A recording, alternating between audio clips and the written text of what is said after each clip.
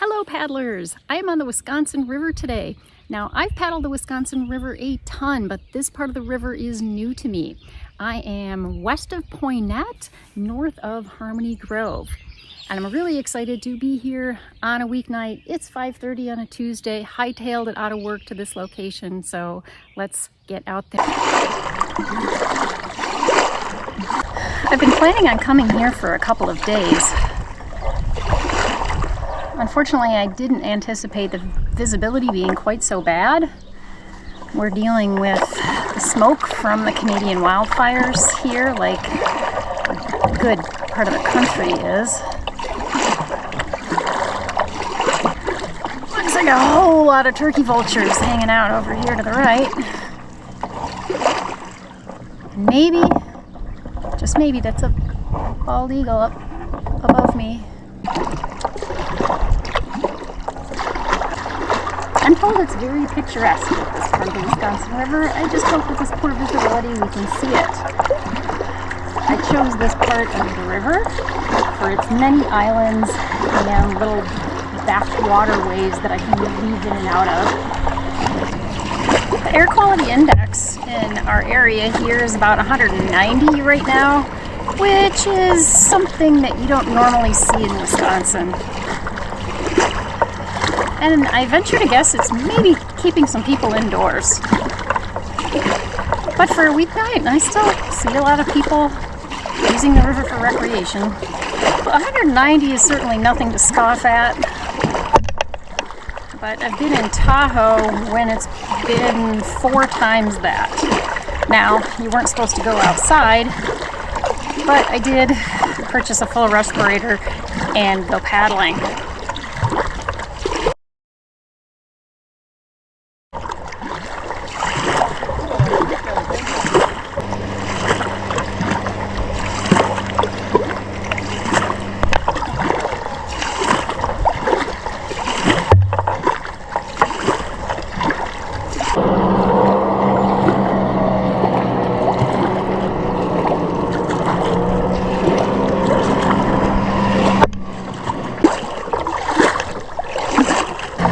My usual stomping ground part of the river would be Spring Green, Major Laney, Sauk City, that area, and south.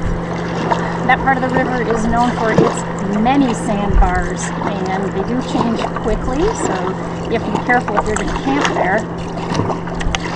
Anybody knows me knows that that's not a risk. So far I'm really pleased that this part of the river does not have a strong current, and I'm paddling upriver, no problem.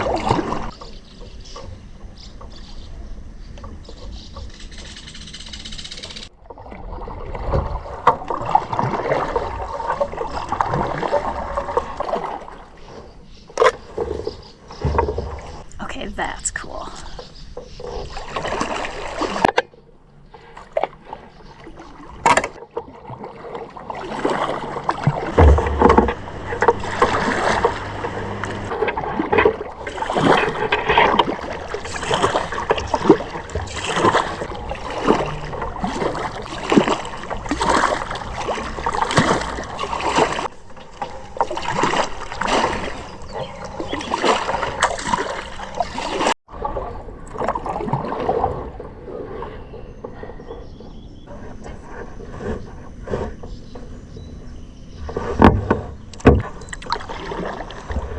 This is the kind of paddling I've been craving. A little bit more back into nature, a little bit less recreation and day drinking going on around me. Now all we're missing is the wildlife.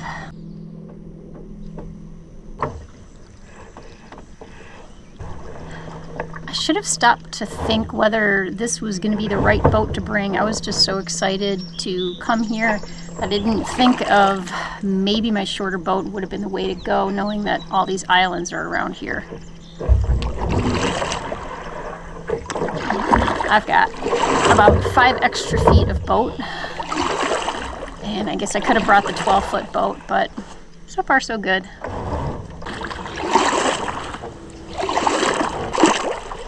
I was warned,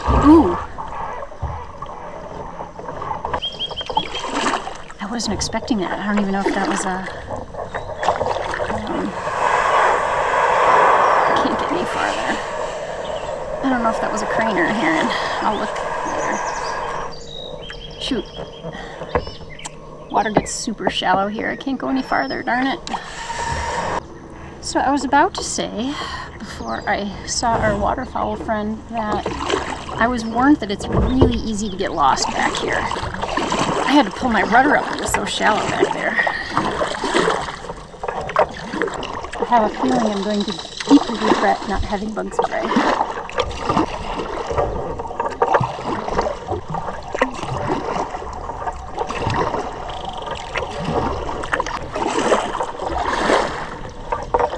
This is kind of what I needed.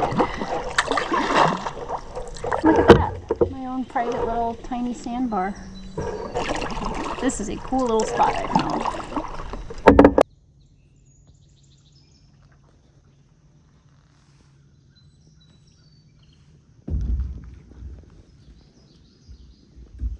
I love spots like this that only paddlers can get to.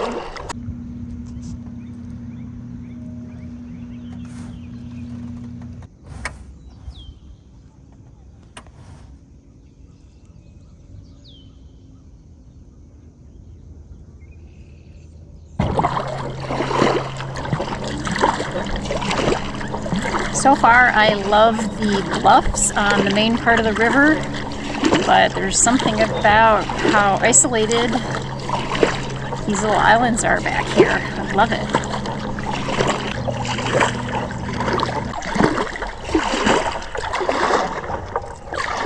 I don't paddle a ton of rivers just because the logistics just don't make a lot of sense if you're paddling alone. I paddle rivers I can go upriver on without too terribly much current. That being said, I think the Wisconsin River, of the rivers that I paddle, is just the river you have to respect the most. It does have some areas of strong current that can get kind of dicey. Got a lot of people in trouble on this river drinking and canoeing or kayaking. There's also parts of the river that get super shallow, and if you're not watching where you're going, you're going to end up in 2 inches of water on a sandbar that you get stuck on. So for those reasons, I'm playing it safe today and wearing my life jacket. If you're headed to the Wisconsin River, you'll want to know that there are no glass containers of any kind allowed on the river. So cheeseheads, you're going to have to drink your beer out of a can and your wine out of a bag.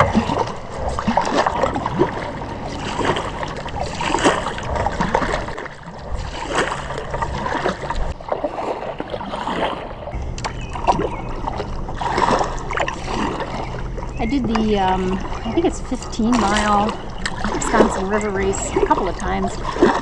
2019 was my first time. I did okay. 21 and 22, I did really well, but partially due to the fact that race enrollment never quite came back after pandemic. I don't really know why that is.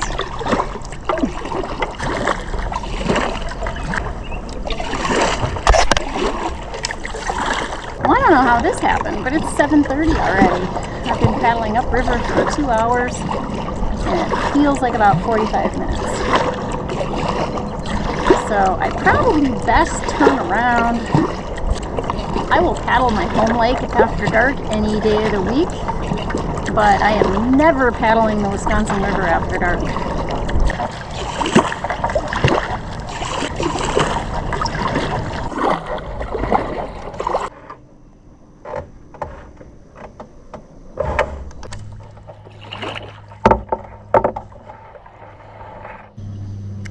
Boy, you can really see how hazy it is.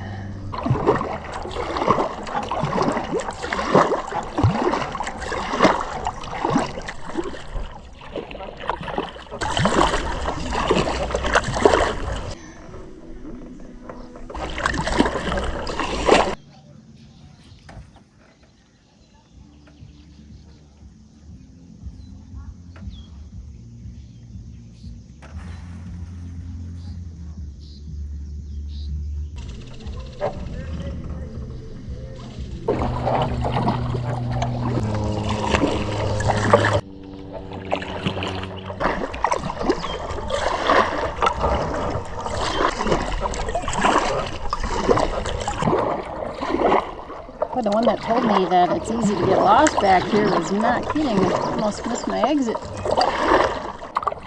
So much water, so little time. I am pretty satisfied with 8 miles on a weeknight. What I'm not satisfied with, unfortunately, is this crack right here in my paddle. I got stuck on a sandbar. Hopefully it's just superficial and not structural, and I can keep using it just the way it is. As always, I advise you to go paddle. If it's a canoe or a paddleboard, that would be acceptable, but bonus points if it's a kayak. If you don't want to go kayak but would like to live vicariously through my adventures, then be sure to subscribe.